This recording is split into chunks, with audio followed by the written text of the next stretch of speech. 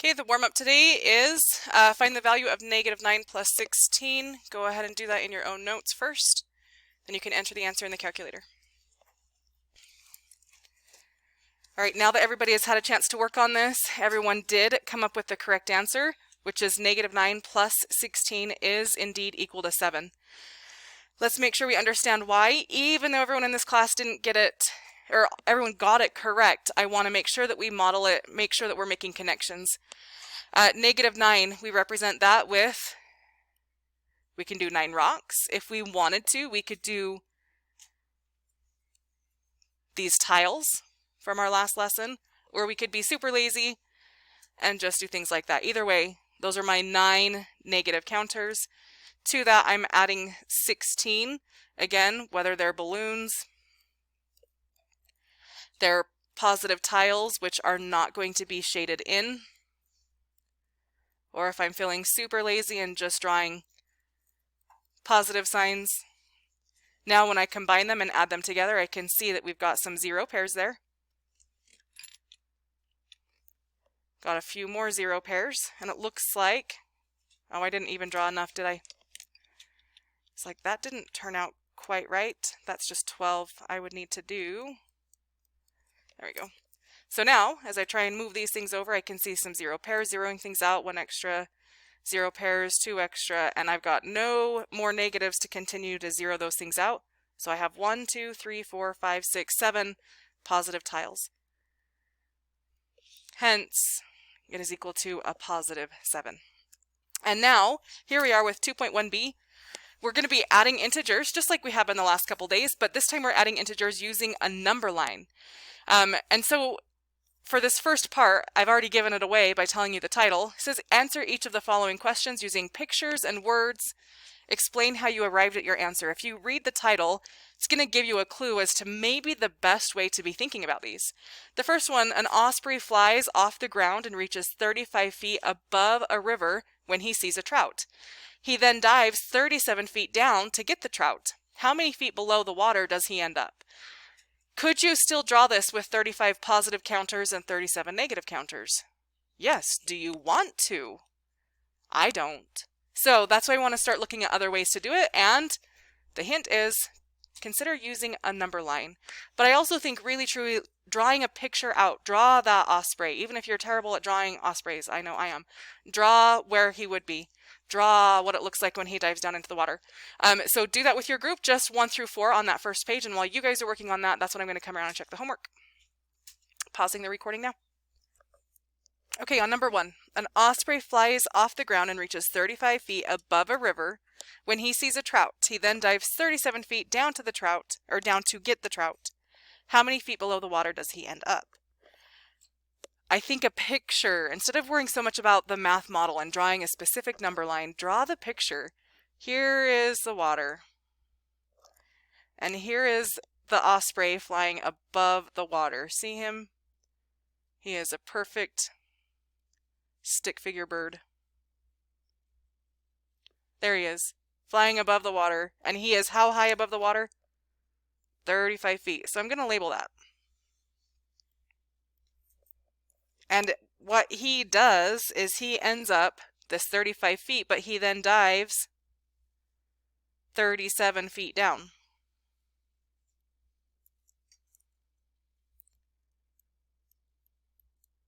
So where does he end up? Let's see, the first 35 feet that he dove, he was just diving down from his height. It's the last 2 feet where he ends up going into the water. So how many feet below the water does he end up? 2 feet below. Don't just say 2 feet. Make sure that you emphasize the 2 feet below. Again, this is a quantitative description. Abstractly, we might just say -2. That negative takes care of the below part. It's just how we represent it both quantitative and abstractly. Now, number 2. I know, as I looked around the room, I saw a lot of students skip it because they're like, I don't know anything about football. The truth is you don't have to know a lot about football. It's all in the context clues. So I want to hear some discussion now as a whole entire class. How can we use context clues even if we know nothing about football to help us model this problem? Carter?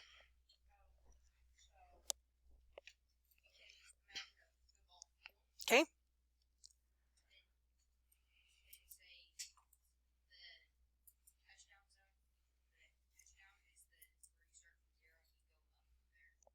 Okay, so we don't really even know where he is on the field. We just know that it's right here, on somewhere on this football field, right?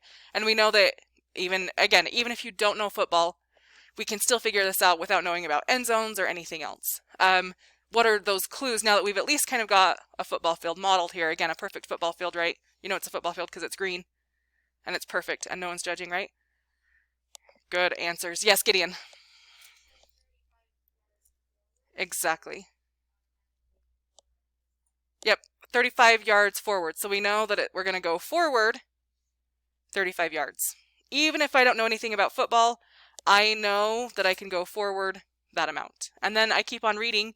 Again, I don't know what a down is. I don't know anything about football, but it says they lose. Sophie, what would you do now that we know that they lose 12 yards?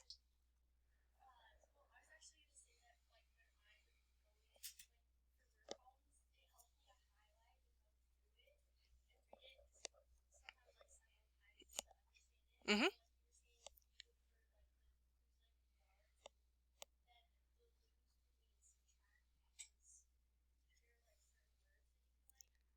Yeah, exactly. So even if I don't know anything about football, 35 yards forward, and then I hear lose 12 yards, I feel like losing is not going to be in the same direction as this was, right? So even if I don't know anything about football now, I know that I'm going to go in the opposite direction. How much? 12 yards. Okay, good. I like it. That's where I am now. And now what do I do? Dylan, do you want to finish up the problem for us? Okay, forward 8 yards. So I'm going to go probably the same direction that I was going the first time we went forward. So it means I'm changing direction again. So from that position, I'm going to be going forward 8 more yards. So I've got this modeled. Now the question is, how many yards from the starting point did they actually move it? It says in 3 down, in 3 downs, in the third down. How much did they move the football? Well, it started here. Look at where it ended up. Oops. Ooh, whoa. I do not know what just happened. I don't like it though. And now we're here. So, talk with each other. Now that even if you didn't have anything to talk about before, we've kind of got this decently modeled. Let's start putting together some of those numbers forwards and then backwards of a loss and then forwards again. Where are we at? I'm going to pause as students work together one last time to come up with a response here. All right, we got this perfect model. Now tell me, using that model, how many yards from the starting point did they move the football? Grant? How do you know that? Mm-hmm. Okay. Okay. So 35, we went backwards, so you subtracted 12. And then you added 8. That's kind of interesting. So 35 forward, 12 backwards means we can subtract 12, 8 forward, and you ended up with what now? 31. Everyone agree? Good. 31 yards ahead of starting point.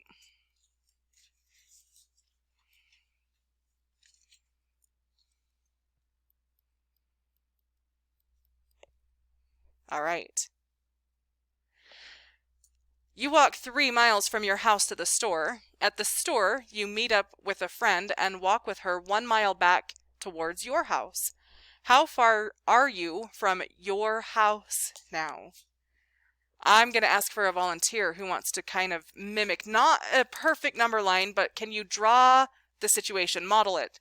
Just like here, I drew a perfect football field, right?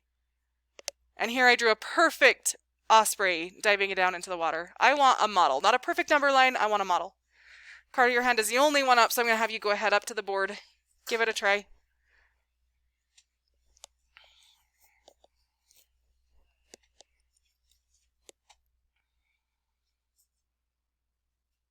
It's a perfect house.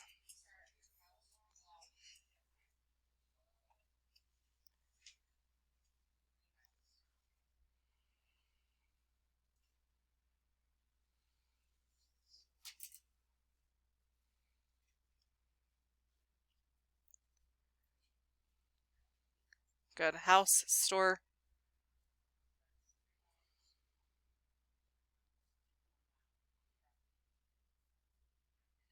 That looks a little bit weird. 1 to 2, 2 to 3 looks like only 3 miles. So yeah, just get rid of those labels for now. Okay, whatever. That works. Yep. That's better.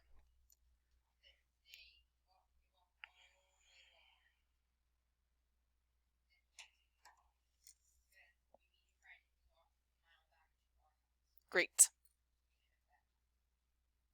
Great. I like how much our model improved from this one down here to this one. Because we were dealing with a little bit smaller numbers, the 3 mile and the 1 mile, we were actually able to draw a little bit more accurate number line. And we can see we walked forward 3 miles to Walmart, and then as we walk back this direction, we only walked 1 mile, so we end up 2 miles 2 miles from home.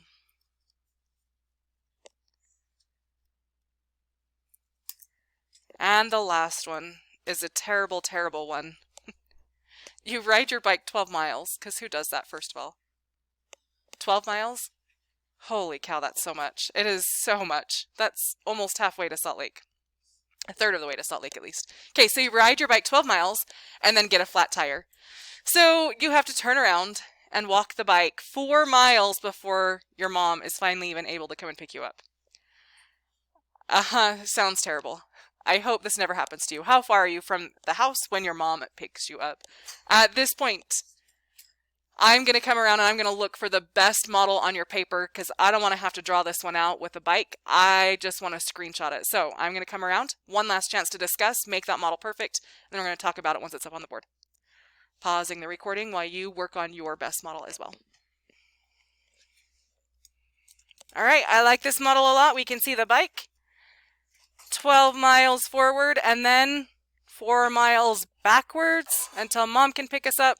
So where are we? 8 miles. 8 miles from our house where we left. And now, let's practice just placing points on a number line.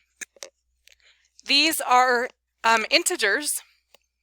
We're going to officially define integers as well as this, which is graph, in a couple of days. But what I want you to do right now is place each of these integers on the number line. The other day, we did a sort where you guys sorted the numbers and figured out where they all belong.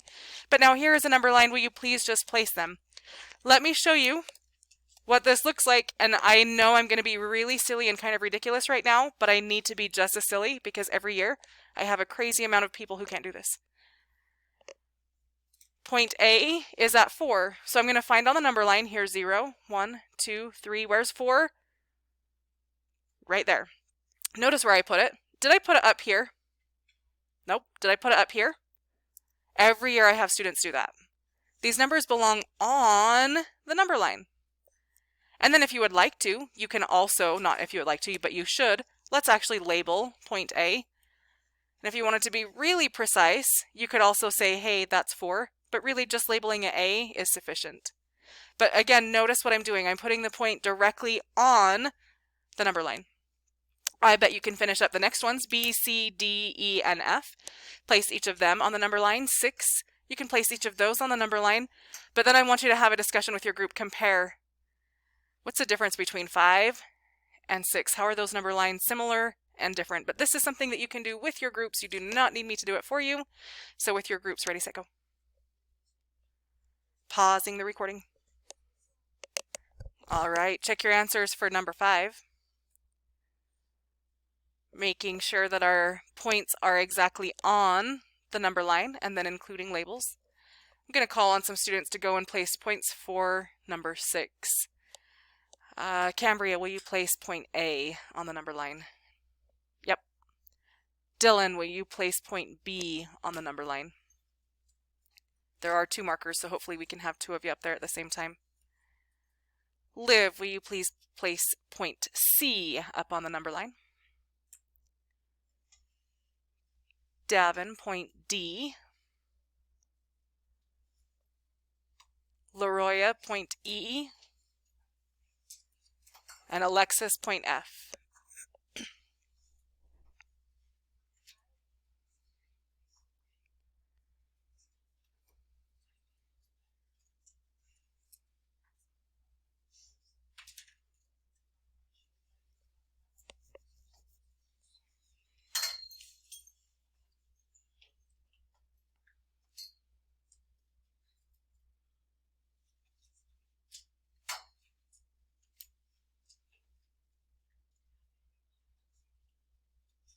Great. I have 2 points that are labeled D. Which one is the real D? Let's see. I don't even know what happened. Why won't that go away? Whoa.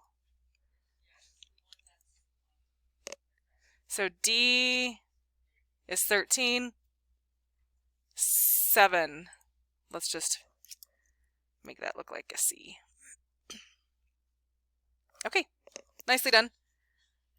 So now, again, discussion. I don't feel like we need to write anything down. How did you locate 7 on the number line? How did you find it? Because everything's not labeled. So how are we finding 7? Dylan. Okay, you went from 0, counted up 7. Is there a faster way that we could do that? What would you do, Sophie? Yeah, I went from 5. And then I would count up 1, that would be 6, up another 1, that would be 7. I like that better, especially if we're given those little landmarks partway through. I like taking advantage of those shortcuts. How about negative 15? Where should we even be looking for negative 15? I mean, I found a 15. Is this the right 15? Then how do we know where we even need to be looking? Where did we look for negative 15 here? Again, are we looking over here? Grant? Yes, exactly. And so that's what I want us to focus on. A couple days ago when we built our number lines using our little squares of paper, a few of you made the mistake of putting the negatives on the right-hand side. The negatives belong on the left, or if we're doing our vertical number line, the negatives belong at the bottom. So it helps us to know, and you have the preference or you have the choice. Do you want to do a vertical line? Do you want to do a horizontal line? But no matter what, if we're doing horizontal lines, the negatives are always going to be on the left side. And if we're doing verticals, the negatives are always going to be on the bottom. So in general, how do you locate a positive or a negative number on a number line? Negative numbers, as was mentioned, they're going to be below 0. Which also could mean to the left of 0, depending on the number line.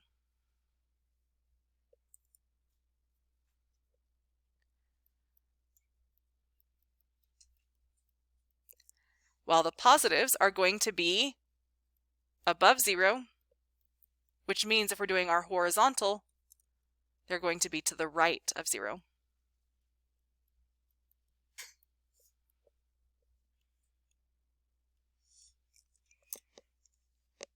And now another chance. I want you guys to talk with your groups. I'm going to pause the recording for this. What are some similarities and differences between those chip models that we did on Friday? Remember the different ways that we can do chips. Rocks and balloons are still a form of a chip model. What's the difference between a chip model and these number line models that we've been using? Similarities and differences. Start talking with your groups, and I'm going to pause the recording. I'll wait until there's more hands. What are some similarities? What are some differences? Tanner, will you get us started, please? Both represent integers. Gideon.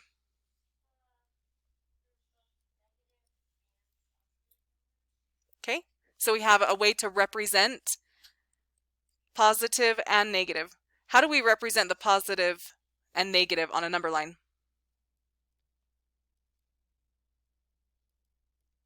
Okay, for the video, you can't see what he's doing, but he was showing on a number line which direction we can look. And how do we represent them with chips and tiles? Yep. We have actual physical things, right? Okay, represent positive and negative. And they're different. We're not going to represent them in exactly the same ways. What else? Either similarities or differences? Grant. Good, and that was going to be where I was going to lead this to. We can see 0 pairs easier with chip tiles.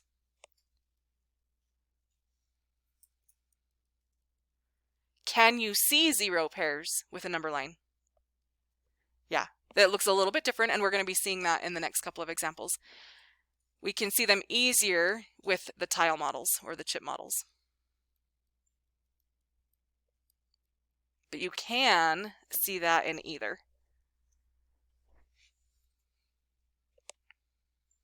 Okay, good enough. And we're not going to be finishing this lesson today, so you don't need to worry about that. But I want us to start comparing now how we're going to be representing some problems with chip tiles and the same problem with the number line. So, it says previously in the section you used a chip model for addition of integers, and in this activity we're going to explore the number line model for addition of integers. And again, just as was mentioned, we're going to see how we can see the zero pairs in each one of these models. So the first example is already done for us. We have -5 plus 4. Let's start with how we used to do it. Here's our negative. So we have our 5 negative chips, or our 5 rocks drawn. We are adding to it something that's not already there. We've got these 4 positives.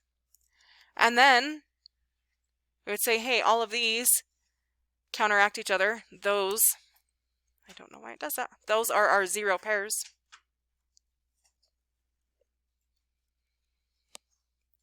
And we are left with 1 negative left over, which means 1 negative tile left over.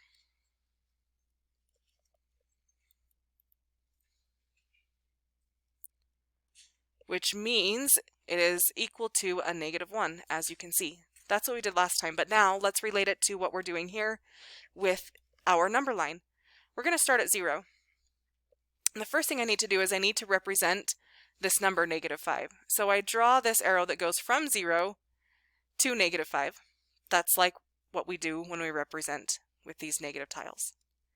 And then I'm going to stack on top of that existing one, or rather, I'm going to start where I left off, and now I'm going +4. So really, truly, what I like to do is I would draw that line that is 4 long. I have the ability, because of technology, that I can just go and stack it right on top. And I can see, okay, where did that end up then? When I started this new one right where I left off, we end up right here at -1. All right. Now, makes sense, but I want you to try it on your own. If you need to start with the chip model first because that's the one that's most comfortable to you, then you can start with the chip model. If you feel like you're ready to go straight into the number line and then compare it to what you do with the chips, that's fine. For the sake of time, we're going to end here, and then we will finish this lesson on another video. Thanks for watching.